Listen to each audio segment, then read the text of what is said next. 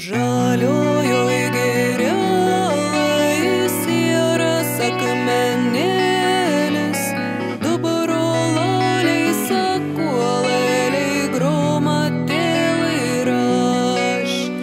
Du brolaliai sakuolėliai gromatėlai raš. Du broladžias pradžytojo.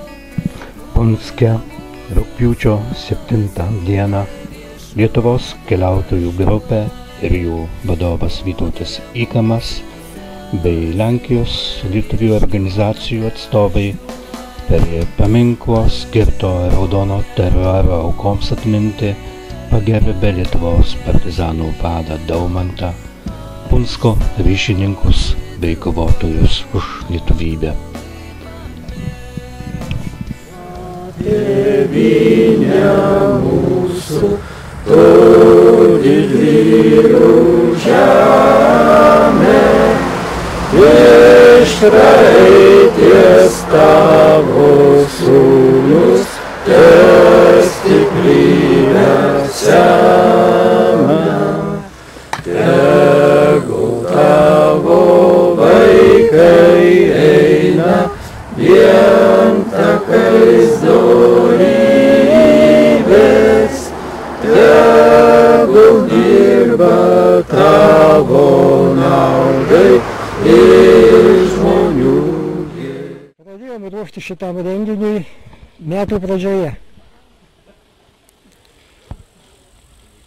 Buvo nutarta kreiptis pas Lietuvos partizanus, bet kadangi jie negalėjo, todėl pagrindinai šitą renginį organizavo Lietuvos keliautojų ir politinių tremtinių sąjunga, kurios pirmininkas yra Antanas Lukša. Nusprendėme, kad renginys bus skirtas Lietuvos tūkstantmečio garbei ir vadinsis Pasiveržimas. Esmė buvo, kad pradėsime Liubavę. Ir Liubavę todėl, kad 47 metais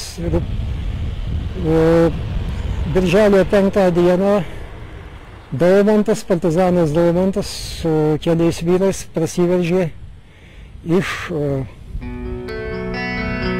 Lenkijos, galima sakyti, iš pasaulio atgal į Lietuvą. O prieš tai jis su ta pačia grupe prasiveržė nuo Liubavio truputį toliau link Punsko. Žaliojoj girioj sieras akmenėlis, du brolaliai sakuolėliai gromatėlai raš. Du brolaliai sakuolėliai gromatėlai raš.